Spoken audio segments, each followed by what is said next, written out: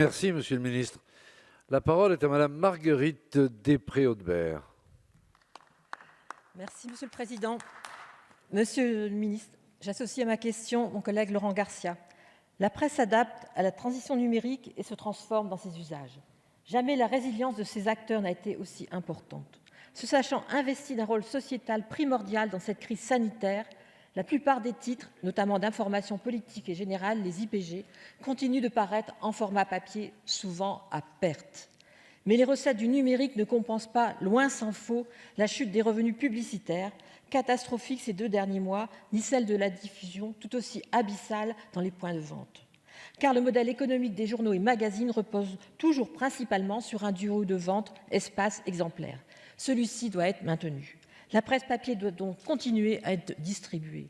Le 20 avril, Prestalis, la principale des 2 coopératives assurant ce service, s'est déclarée en cessation de paiement. La messagerie est confrontée à un déclin structurel de son activité, exacerbé par la crise actuelle, qui met à vif des fragilités et des difficultés chroniques insuffisamment traitées depuis 20 ans. Le plan de restructuration, avec le soutien massif de l'État, dont la société a bénéficié il y a moins de 2 ans, n'a pas plus que les précédents porté ses fruits. Le nécessaire RJ de Prestalis fait courir un risque de déstabilisation à l'ensemble d'un secteur déjà bien fragilisé, du publicitaire à l'imprimeur et à nos marchands de journaux, toujours dans l'attente d'un versement relatif à 2019.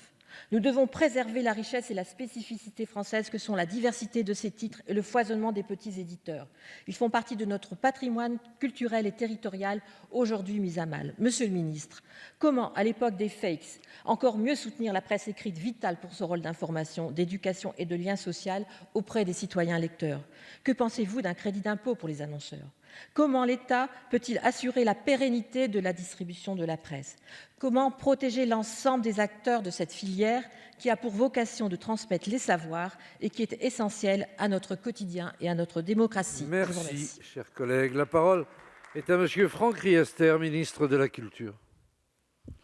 Merci, Monsieur le Président. Madame la députée, avec vous, depuis plusieurs mois, le gouvernement travaille à l'accompagnement d'un secteur en crise qui est le secteur de la presse et plus largement des médias. Nous avons voté la transposition de la directive droit d'auteur pour créer un droit voisin au droit d'auteur pour contribuer au renouvellement du modèle économique de la presse. Nous avons fait en sorte de réformer la loi Bichet qui régit la distribution de la presse écrite en s'appuyant sur les fondamentaux de cette loi qui permet d'assurer le pluralisme de la presse, mais tout en le modernisant pour permettre notamment que la régulation soit plus efficiente. Nous travaillons avec Bruno Le Maire à un plan de filière qui permettent de regarder la totalité des problématiques de cette filière et d'essayer d'y apporter des réponses. Et nous travaillons bien évidemment sur la question spécifiquement de Prestalis qui traverse une crise depuis des années et qui aujourd'hui a dû se déclarer en cessation de paiement, mais nous travaillons avec les éditeurs de presse, avec les différentes coopératives, avec le ministère de l'économie, des finances et le ministère de la culture à trouver un dispositif pérenne, en lien avec l'Arcep, qui permettent de garantir sur tout le territoire le maintien d'une distribution de la presse écrite partout, assurant le pluralisme de la presse, avec une diversité des éditeurs de presse. C'est complexe, c'est difficile, mais l'État a veillé à ce qu'il n'y ait pas de rupture dans la distribution de la presse, et continuera de la faire, et continuera d'appuyer à ce nouveau modèle qui est en train d'inventer Prestalis et les éditeurs de presse. Pour le reste, nous sommes toujours aussi vigilants à ce qu'est la santé des éditeurs, notamment les plus petits, que ce soit dans l'Hexagone ou en Outre-mer. Nous savons qu'il y a un certain nombre de titres qui ont des difficultés. On a eu l'occasion de parler de France Antilles, on peut penser à Paris-Normandie. Il y a des titres à La Réunion aussi qui sont très fragiles et dans bien d'autres endroits.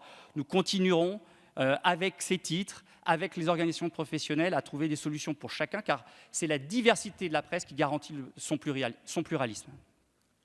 Merci, Monsieur le ministre.